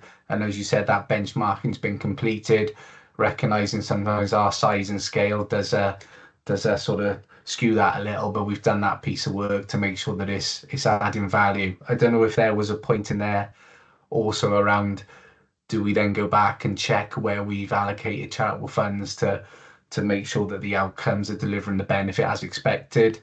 That's something we can consider on a slightly more formal basis going forward, so we'll bear that in mind. If I understood you correctly, Mick, as well, it was about being assured that the investment is performing as well as it needs to. Is that the point you made? Yeah, I think so, and I think you've covered that. Clearly, okay. For me, it's about this is a well-governed, well-administered, well-managed fund, but is it delivering the benefits? Is it optimising the benefits that it can? And maybe, if I may, just in terms of the way the report is presented in future, perhaps that balance might be helpful for the board. Yeah. Thanks, Mick. Really helpful. And so, Steve, please. Yeah, thank you. I echo Mick's comments around the quality of the report, and particularly it's good to see that the accounts have received a clean audit opinion, so that's good. Probably just an extension of some of the comments that Mick has made. I was just noting that the reduction in donations in last year compared to the previous year, and I wondered if that's a an ongoing concern. And I know there are various initiatives to to attract more income into the fund. So I just wondered if there's any comments specifically around looking to boost donations. Thank you. Thank you. I'll invite Ian to come in as well as our final contributor to this item, and then we'll take Steve and Ian's comment together. Thanks, Ian. Thanks, Chair. Ian Thomas, independent member. And just a very, very quick one from me, really, and it's kind of an extension and perhaps a little bit of an answer to Mick's point. I might say as well that a lot to celebrate in the report, as Steve has highlighted, and I think there's a lot more to come as well, particularly with the rethinking of what we're doing strategically. I do sit on this committee, by the way. I just wanted to just give people assurance, really, that on, for example, the issue of the investment loss this time round, I did raise a question at the committee asking about the kind of the history of that in terms of the way that the charity functions. And this is an unusual thing. This happened this year. We've always had big gains on our investments, but I think I was given enough assurance at the committee, and I think Pete was partly giving me that assurance that we do review investments. So I think it's just important for the public to hear as well that this isn't something which is a kind of an annual thing loss wise. This is a very, very well managed fund, as Mick has said, and every aspect of the fund is considered, including the investment portfolio. So I just wanted to make that comment, Chair. Thank you, Ian. Pete, do you want to pick up Steve's specific question about boosting donations?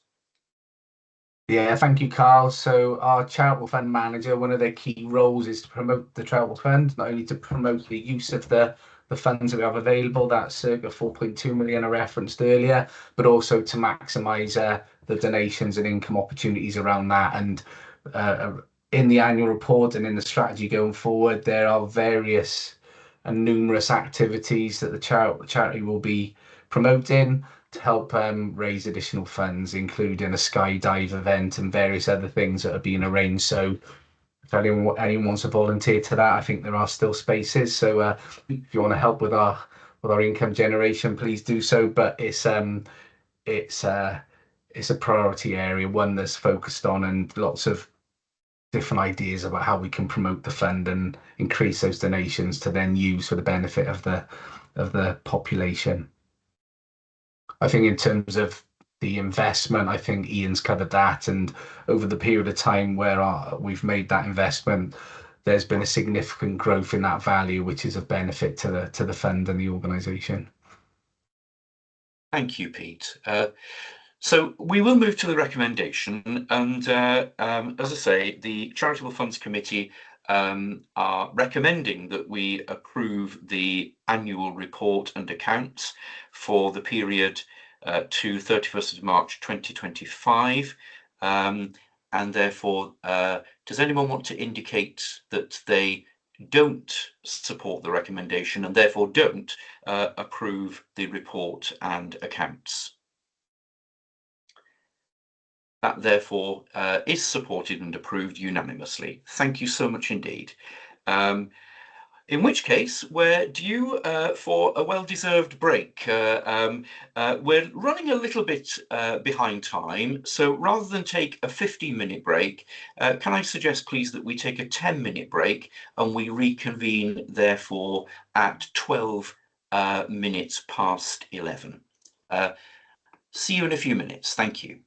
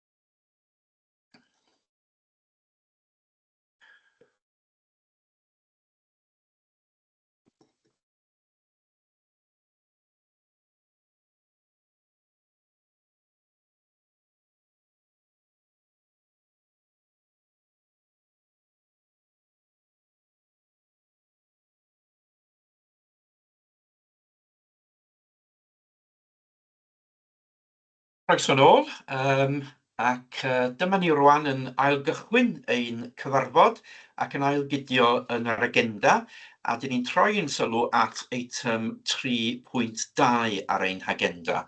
A very warm welcome back. We reconvene our meeting and we turn our attention to item 3.2, which is the progress update report as regards our annual plan for 26-27. Colleagues will remember that we have considered the journey, if you like, to preparing our annual plan back in our October and November meetings, and also it's been considered in the PPPH committee. We have, of course, as well, also spent considerable time informally on this in our board development sessions. But I'm going to invite our Executive Director for Planning, Performance and Commissioning, Nicola, to present this item to us. Thanks, Nick. Thank you, Chair.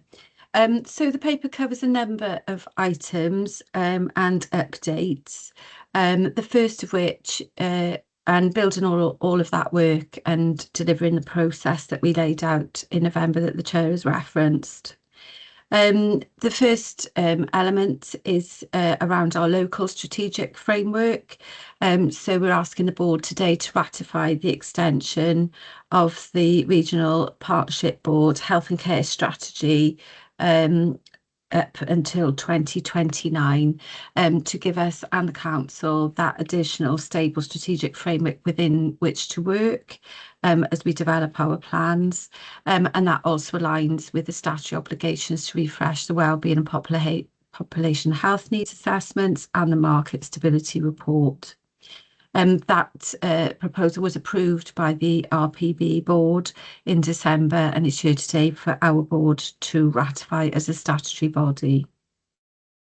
The board also notes that in that the paper also notes in that partnership space that the RPB delivery plan was also agreed in December, and those really key elements for us will be taken forward into our annual plan and reflected there. Since the last time the board formally considered the progress on the annual plan and the process, we have received the national frameworks. So we've received the NHS Wales planning framework, the financial allocation letter, and technical guidance that supports both of those things. And key points to note in terms of process within those is that health boards need to send accountable letters by the 13th of February if they judge that the statutory plan and duty to produce a balanced plan can't be met in 2026-27. And equally an accountable officer letter to be sent by the end of February outlining that and confirming that there's agreement in principle on long-term agreements within NHS Wales, through which we commission services for our population within Wales. The summary of the planning framework is included in Appendix 2, and points to note there are an enhanced focus on quality, a continuing focus on women's health, as expected, targets and priorities around urgent emergency care, planned care and cancer, and very much a continued focus following the Ministerial Advisory Group, which took place in 2025 on productivity and efficiency, and a revised set of enabling actions to support all organisations to take those forward. Our plan will respond to all of those things for our population, and also prioritise them as we take the further planning forward. To date, we haven't yet had the formal NHS Wales performance framework, or what's now called a total productivity model, which was supporting items to deliver the planning framework. The performance framework on some key targets, some of those are included in the planning framework. So it's been confirmed of a target at 104 weeks, for example, for treatments, but we are awaiting confirmation of other targets within that. And the update from Welsh Government is that should be with us in the next couple of weeks. The paper outlines our commission intentions have been issued to support agreement of our LTAs, both within NHS Wales and NHS England, and those confirm our intention to continue to deliver to commission to NHS Wales waiting times within that performance framework. The paper also references our further work to receive and to respond to the Grant Thornton report, which the Chief Executive referred to in her own report. Our further work on Better Together, particularly those elements that we can take forward in our planning in 26-27, and Deb will give a further update on that in this item shortly. And really importantly, those actions that we'll take to deliver, to start to deliver the strategic population health framework, which the board approved earlier in the year. And all of those elements will also be mapped over the next 5 years as we take forward the work to continue to develop our route map to balance, which will include those elements of the Grant Thornton report, Better Together, our population health framework, our underlying assessment of demand and capacity, and our ability to make savings in our operational, corporate and provider side. And we are continuing to map out and develop all of that work for it to be included in the annual plan in March as well. And the importance of that is that the financial appraisal for next year following the allocation letter has been undertaken, and there is a significant challenge acknowledged within that for us to be able to achieve balance in 26-27. And as a result, the board are asked to support Hayley to send an accountable officer letter by the 13th of February with our assessment that that will not be achievable in year next year. And that emphasises again the importance of that further work on the route map so that we can lay out our trajectory and our direction of improvement over the next 5 years in that space. However, there are important things that we'll need to, and choices and options that we'll need to consider for 26-27, both in terms of delivering our strategic change, responding to the national policies and improving our financial position in line with that route map. So the further work to develop and finalise the plan is outlined in section 5, and that includes our ongoing engagement with CLICE, with our staff through the local partnership forum, with key stakeholders such as the Joint Commissioning Committee and others across the system. So that's it from me in terms of introducing that part of the paper, but I'm just going to hand to Deb to give the update on Better Together, which is also included. Thanks, Nick. So the inclusion in the paper builds on the discussion that we had in board development earlier this month, and just picking out a few of those elements. So work is continuing at pace on phase 1, and as a reminder, that's adult physical and mental health community services. We're in the final stages now of the options appraisal, and those recommendations will be coming to executive committee shortly. Given that this is the integrated annual plan item, so just pulling through some of the elements under this area that will likely feature in the annual plan, and they'll be related to the community model, urgent and emergency demand, and out of county bed usage. You'll recall that we have a 2-phased approach. So the second phase of our work is planned care, women's, children's and families. I can report that work is underway on the in-scope areas for planned care, and we've commissioned the national team who are kind of working on getting it right first time to come in and perform a strategic assessment for us.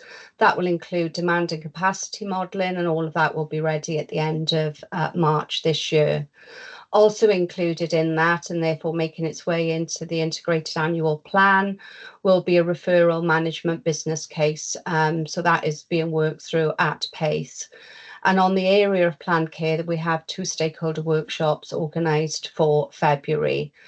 Women's, children's and families, the scope of that is still being finalised, and when we've worked on that and seen what the Getting It Right First Time team come through with in the strategic assessment, then we will be setting up the programme board to report into the Better Together portfolio board that's been in place for a little while. In terms of consultation, the phase 1 pre-consultation business case will be considered spring/summer of this year, with consultation anticipated to start no earlier than Q2 of 2026, and that will include the position and the considerations of the temporary service changes, which we agreed to extend in our board meeting last year. Happy to hand over or ask for any further questions. I'm not sure if Nicola needed to come back in. Thank you, Deb. Nick, anything additional from you before we open it up for discussion? No, Chair, thank you. Okay, thank you. So a few colleagues would like to contribute. We'll go initially to Robert. Thank you.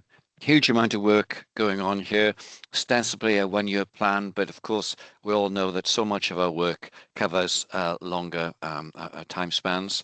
As far as the 12th of March date, Nick, can we be assured that we will have all the information that we'll need? And you went through some of the processes and the consultations as well, you mentioned, that we will have all that we will need to make decisions around about that date. It just seems, you know, it's not very far away. Thank you. Let's come in, Nick. Apologies, Robert. The 12th of March date? The 12th of March does appear in document. I think it's when we are going to meet, isn't it? Staff development or something that we're going to be. I thought we were going to be discussing lots of this material then. No? I've got a board development session on the 12th of February. 12th of February, sorry, yeah. So what levels of information will we have by then? We will have detailed information on our performance assessment, on the assessment of our commission and intentions around NHS Wales waiting times, a further update on the financial position, further update on handling of the Grant Thornton report, interim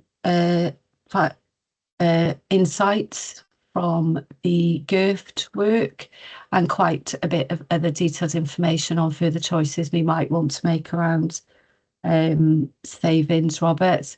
And we are working on a number of scenarios. So obviously it's a board development session, not a decision-making session. But certainly be seeking the board's advice and support around some of those things to inform decisions that the board will need to make in March with the annual plan paper. Thank you. You content, Robert? Yeah. Okay, thank you. Mick, please come in. Thanks, Chair.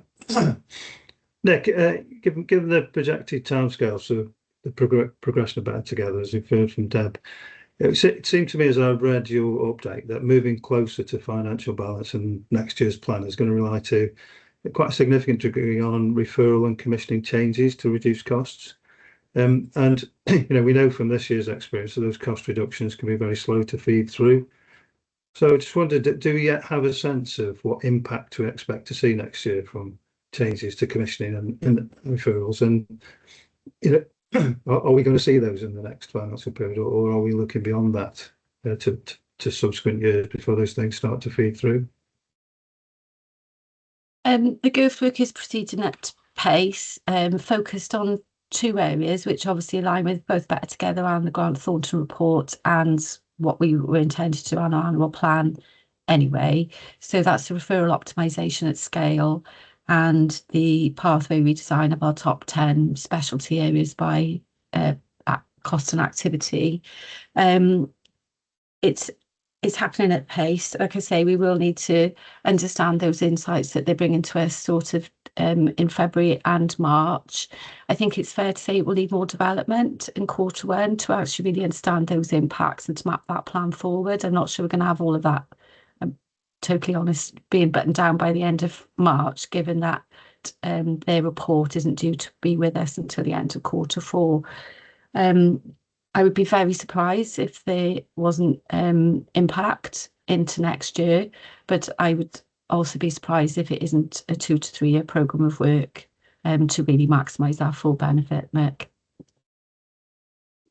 Yeah, thanks, Nick. I'm just, kind of cast my mind back to the challenges that we've had in the previous 2 years in terms of, convincing Welsh Government that our plan is supportable, albeit that, it's still short of financial balance. And I just think that kind of understanding and timeline about how some of these things will start to feed through might just be really important in securing that commitment. So, I hear how difficult it is. I understand, the complexity of it, but it's just, it just occurs to me that something could be really impactful in getting understanding of where the organisation is coming. It's going to take some time for Better Together to start to deliver the kind of significant, changes in the financial position that we need, and this is kind of the interim step to that, isn't it? And for me, it just needs to really feature as much as we possibly can in our rationale as we present it to Welsh Government.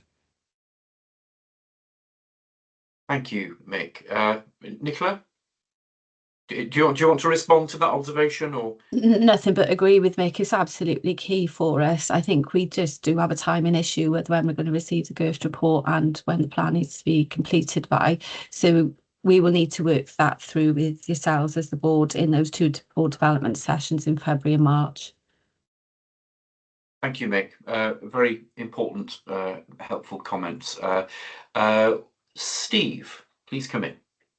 Yeah, thank you. I probably a similar comment to Mick. I mean, from the paper and from your overview, Nick, I've got a reasonable understanding of the work that's going to be done in terms of next year's annual plan. But I think alongside that, we have been discussing in board development sessions about the need for a longer term perspective and to be able to consider that alongside the annual plan when that comes to us in March. And I couldn't really see from the paper the clarity around the work that's going on for that longer term perspective. I know there's reference, we've touched on the Better Together work, but I couldn't see any reference particularly to the strategic commissioning work and the work that would be needed around that.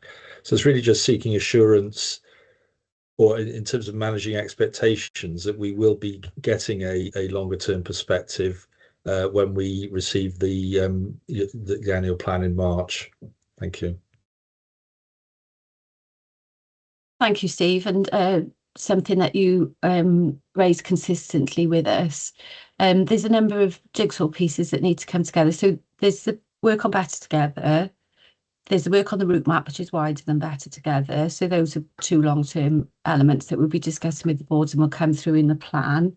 And then the strategic commissioning framework, it's important to me that we only have one commissioning plan that probably underpins the annual plan, where we're bringing together the work to deliver the strategic commissioning framework, the recommendations of the Grant Thornton report on commissioning, and the GIRFT report, which clearly will play into our pattern of service delivery and commissioning for those top 10 specialties as well.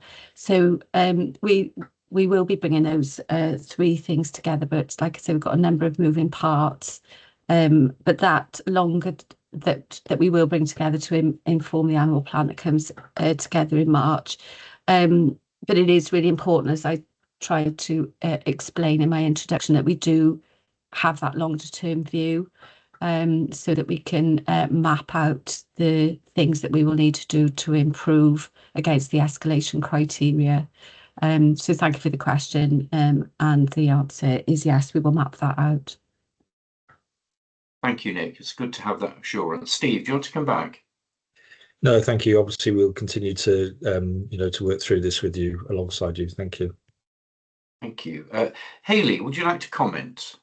Yeah, thank you. This is a really important conversation, and I think particularly around the description of Nick saying about the moving parts. It is about how all of the various jigsaw pieces come together and then how we can map that into the plan, the annual plan, which we will be submitting to Welsh Government, alongside then the longer term perspective. I wanted to remind board members a couple of things. We haven't taken decisions on the annual plan yet, and that will come through in March, and there is still substantial discussions that we need, because as you're aware, with the assessments that we've received independently in draft at the moment from Grant Thornton on the key focused areas, we still have a position where that level of opportunity for financial improvement doesn't eradicate the deficit. And there are wider strategic discussions that we would need to make and decisions in order to bring us back to full balance. And I think Nick's point around that will take time, and how long is the question we're going to have to articulate around the route map alongside the annual plan submission, because we have operated in the context of not having a supported or approved plan from Welsh Government. And I think that is an uncomfortable place for us as a board, and we need to move as quickly and as swiftly as we can to that position.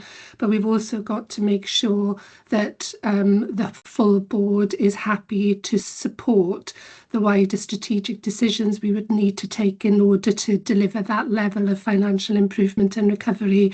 So it was really some reassurance that it will be looked at in the round in the March board, but there is substantial work that we need to do, particularly in terms of our commissioning intentions and the negotiations that are carrying out currently, is that we also have a deadline, as Nick mentioned, at the mid-February point around those negotiations, and that will be important for us to consider about what that means going into next year as well. But just some reassurance that we're looking at next year plus the long term, but at the moment, you know, the level of financial recovery we need to deliver and the line of sight to be able to bring us back into balance will require the board to take some very difficult strategic decisions. Thanks. Thank you, Hayley. As you said, it's a really, really important discussion. We are where we are in terms of this process and journey, and we're all aware as well that we are in level 4 escalation for finance strategy and planning. A very crucial element within our de-escalation journey is to articulate very clearly what the route map is, what the journey is from where we are to where we need to be. And I'm really pleased to hear the assurances today that that will begin to be set out and begin to take shape within our annual plan next year, and indeed an indication as to what the longer term journey looks like. But that's a really helpful conversation.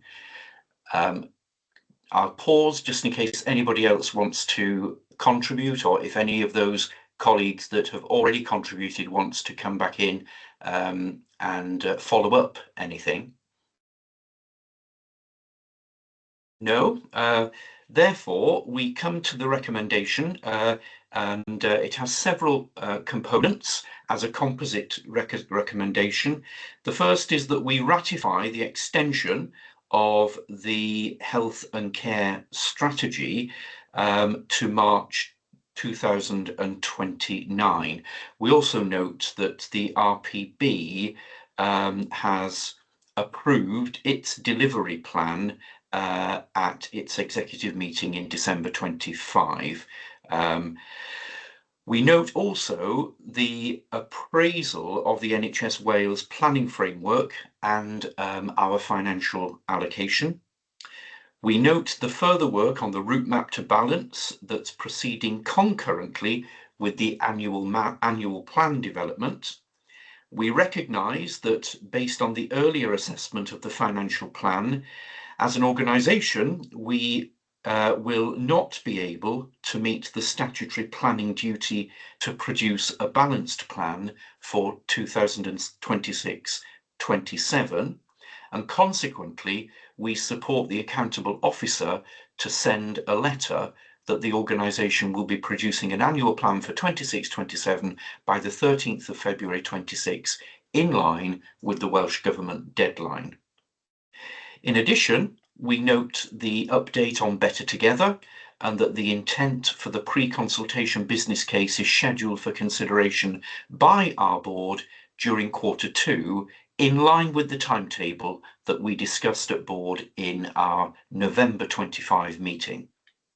And finally, we note the further work to be undertaken prior to submission of the final integrated annual plan to the board at the end of March 2026.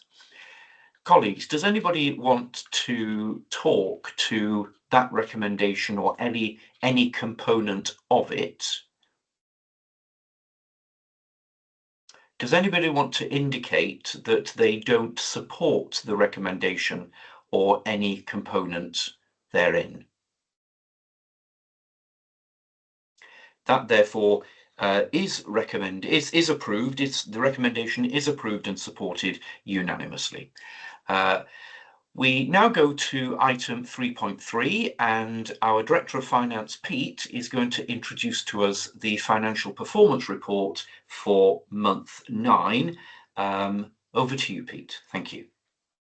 Yeah, thank you, Carl. So included in the papers in the usual format is the detailed finance report. A number of the themes and areas of key cost drivers are consistent, as you've heard me previously report to board. What I would do is take us through the main headlines, and then we can open up for questions and a discussion around the position. So this is the month 9 position. As a reminder that the Health Board has been tracking itself against the deficit plan of 28.3 million. Also to remind that we did note a number of unforeseen cost pressures against that plan, those being in relation to NHS England unplanned care tariff increases, in relation to Joint Commissioning Committee forecast overspend, and in relation to the gap between the Employers' National Insurance Contribution funding received and the actual cost. That current pressure in those areas gives us a variance against our plan of 3.8 million as at month 9, and a forecast variance against the plan of 5 million to the end of the year. The Health Board has been unable to identify further mitigating actions against these cost pressures, so as a result we're revising our forecast from 28.3 million deficit to 33.3 million deficit, with the movement in that forecast being in relation to those areas I've just described. As of month 9, we have a total overspend of 24.991 million. That is in line with that revised forecast of year-end 33.3. I think then moving to the components of the financial position, I will comment on capital at the end. Just to note that in relation to our position, included on page 2 of the report is a summary of our key expenditure headline and expenditure areas. You'll note that the key overspends are in relation to our healthcare services provided by other bodies, our commissioning position. That in the main is in relation to the increased tariff as referenced. We do continue to have pressure in relation to our need to place mental health patients and LD patients in a private provider based on their need and based on capacity available, and there's ongoing focus in terms of our pay position. If I reference on page 6 of the report, it is pleasing to note the reduction in our use of agency and locum spend. If I refer you to the bar chart on that page, you will note that our current spend levels are lower than they have been in the previous 3 years and 4 years, including this year. That as a result of the continued focus and action of all across the organisation to reduce our use of agency and locums. That clearly has a very positive benefit in terms of continuity of care that we provide to our patients or our population, and the obvious financial benefits that go with it. And we are on track to deliver in excess of a 30% reduction as targeted spend in this area. Latest analysis has at circa 48% reduction, which is a fantastic achievement. but still an area of opportunity to improve further. As referenced in terms of our continued pressure in relation to our private provider placement for mental health patients, that analysis is included on page 8 of the report, and also on page 9 we continue to track the financial impact in terms of delays in packages of care and other care in both a health, a joint and a social care setting. Other point to make, if I take us to page 12 of the report, in delivery of our deficit plan, there is a requirement to deliver £23 million worth of savings. As of month 9, we are just shy of 20 million forecast delivery against that target. The area of gap in terms of non-delivery is in relation to our private providers, as I've referenced, and in relation to our commissioning position. But it is worth just again focusing on the positive side of that, whereby the organisation has identified and taken action to deliver £20 million worth of improvement. That is a significant achievement for the Health Board and a higher figure than we've been able to deliver in the previous years for a considerable amount of time. Again, clearly, unfortunately, there's more we need to do to further deliver savings, identify efficiencies and other opportunities to reduce our financial spend, as clearly we're still in a deficit position. I think the other message is to make in relation to that increased forecast, that does have an impact on our underlying deficit. Our underlying deficit is currently assessed at 44 million. And then just to reference capital, in relation to our capital resource limit of 8.322 million, we currently have a year-to-date spend of 2.617 million, which is obviously not in a straight line profile to the total allocation, but we are forecasting that we will deliver against our capital resource limit. There's a number of work in progress actions around our major capital programs, and that is forecast to be delivered with no concern at this stage in terms of any slippage or under delivery. I think they're the key points I just wanted to flag for the board. Happy to open up Carl for any comments, questions, wider discussion. Thank you. Thank you, Pete. And as always, a very accessible report and very well presented and clearly presented. So thank you for that. We have a couple of people wanting to respond. Initially, we go to Steve. Yeah, thanks, Pete. And as Carl's just said, a really clear report as always. I think it's probably worth just making a comment at the outset to just express, obviously, disappointment that we haven't been able to deliver our revised deficit plan that we'd set ourselves earlier in the year. And we have had to forecast now an overspend against that plan. But I think the reasons for that you've set out quite clearly. And obviously most of those are outside our control, but and also to acknowledge, as you said, the significant amount of savings that have been delivered this year. That's an incredible amount of savings. I've just got three more detailed questions. One relates to the private providers, and I know there was an anticipation earlier in the year, or an ambition earlier in the year to deliver up to £2 million worth of savings in that area, and unfortunately that hasn't been the case. So could you give me some assessment of what that pressure is like going into next financial year, and to what extent that will impact on next year's plan? In terms of the hospital delays, if you compare the position at month 9 this year with the same position last year, there's been quite a significant reduction in days delayed relating to social care. I think it's reduced by about nearly 6,000, but there has been an increase in terms of days delayed due to health services, an increase of nearly over 3,000. So I wonder if you could just, or colleagues could just give an explanation for what's driving the increase in health delays and what action is being taken to address that. And then finally, if you could just give some assurance relating to strategic cash and whether we've had confirmation from the Welsh Government that the strategic cash support will be forthcoming to support our deficit position. Thank you. Steve? You're on mute, Pete. Thank you. In relation to the private providers, the current position as forecast is in our this year forecast, and that is included in our underlying deficit. So it's included in our starting point for our plan for next year. It is an area of focus where there is action. We did see some improvement in previous month, but it's still an area of variability, and one that needs ongoing attention from us. So the quick answer is yes, it is included in the ask for us going forward. In relation to the improvement in the delays, yes, that is noted, and there has been significant improvement in areas compared to last year. I'll let Elaine probably come in to comment in terms of any further comments in that area. And in terms of strategic cash, so we've completed that return as per deadlines in previous year with an update for our revised forecast. As at this stage, we've had no response to that, so nothing to add in terms of that at this point.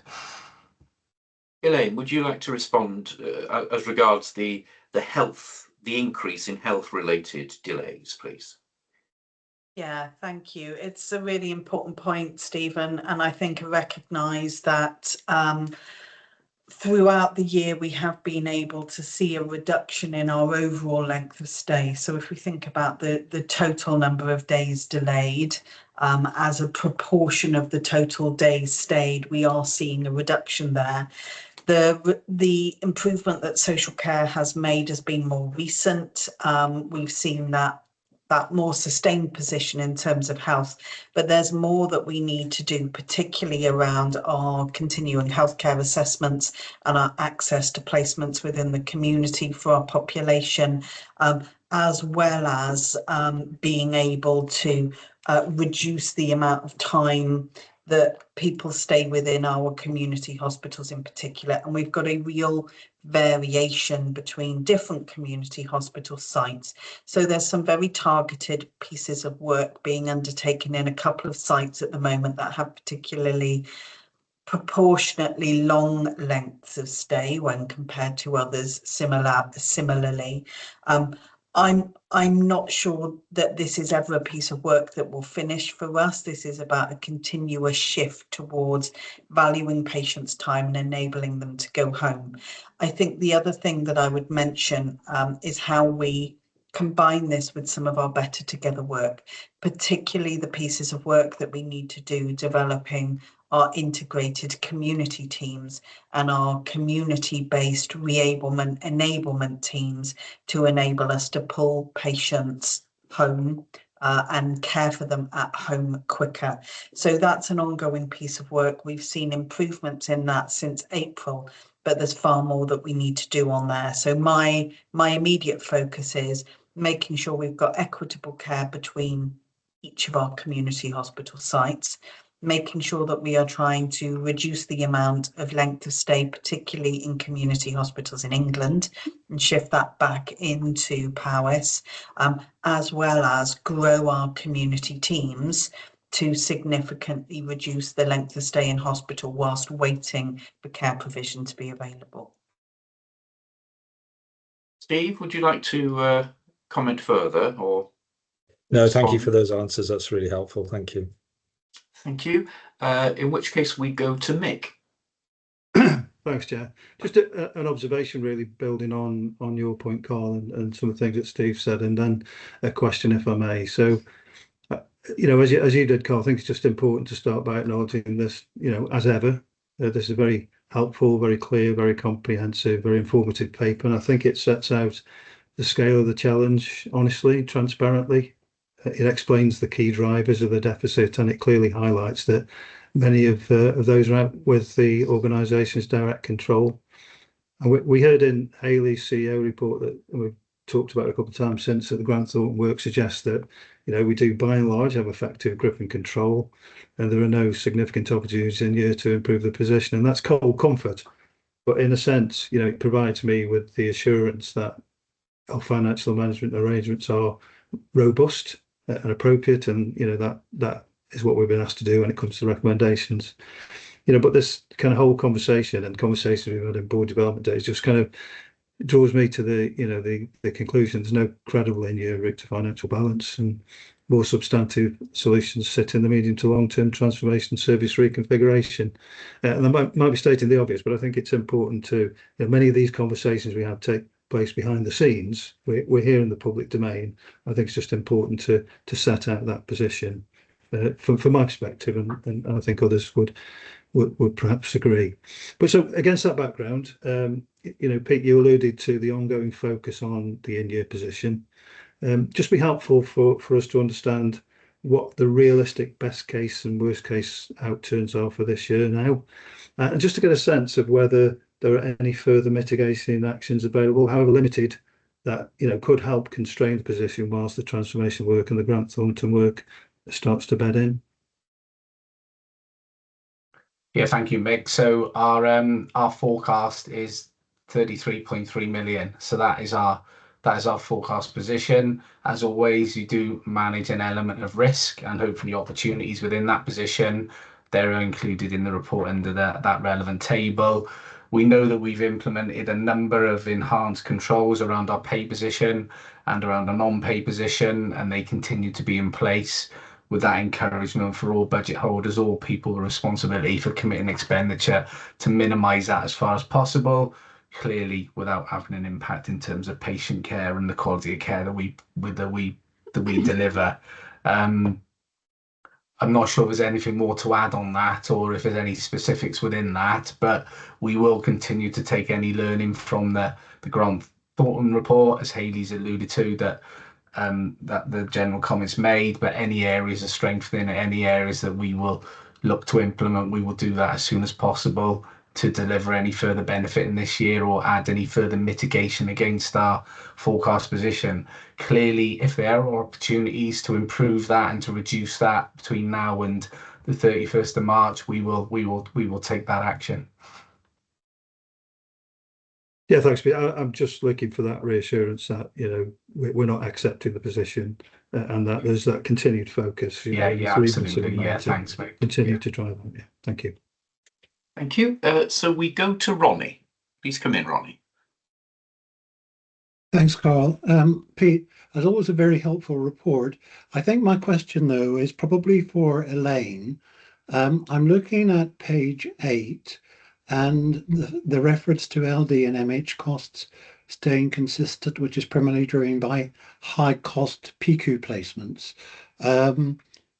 Elaine, as you know, I continue to express interest in this area. PQ placements are eye-wateringly expensive, but they're appropriate where that is needed. And I take it that this is total provision from the private sector, or almost. So I just wanted to be reassured that we were monitoring that very, very actively on an ongoing basis, please. Yeah, thanks, Ronnie. We have weekly panels in place to monitor our external provision for mental health and learning disabilities, to repatriate what we can. And we are also actively involved with some All Wales work, because this is recognised as a growth area across Wales. So we're actively engaged in that in both a Powys setting as well as a national setting. Thank you. Thank you. So I'm just letting people think, and just an opportunity should anyone else want to contribute to this discussion. Doesn't seem so. So in which case we will go to the recommendation that we receive the financial report. We take assurance that the organisation has effective financial monitoring and reporting mechanisms in place. We note that an accountable officer letter was sent to Welsh Government on the 29th of December, formally amending the financial forecast by £5 million to a deficit of £33.3 million. We also consider and approve the revised financial forecast for 25-26 to £33.3 million and the revised underlying deficit of £44.7 million. Colleagues, again, an opportunity for anyone to comment on that recommendation or indicate that you don't support or approve it or any part of it. That therefore is also approved and supported unanimously. Thank you. Which takes us to item 3.4, and we're back with Nicola and the Integrated Quality and Performance Report for month 8. Thanks, Nick. Thanks, Chair. So I'll present the summary, and then obviously we can open up for questions and comments. The Health Board continues to meet the planned care targets for 104 weeks and 52 weeks for treatments and outpatients respectively. And we are pleased to report we continue our good performance in our minor injuries unit against the emergency care targets. And we are continue to be compliant with the mental health measures for under 18-year-olds. I'm also pleased to see in this report the improving diagnostic weights and therapies weights in line with the improvement trajectories and the expectations that we have been reporting to board. However, still noting there's some fragility in those, particularly in single-handed subspecialties. With regard to colonoscopy and the standards around that, we know that's an ongoing issue for the Health Board, and we are preparing a deep dive for the next Finance and Performance Committee to really get underneath those issues and to agree the actions that we can take to improve it, noting that that is very much in conjunction with one of our commissioned providers. The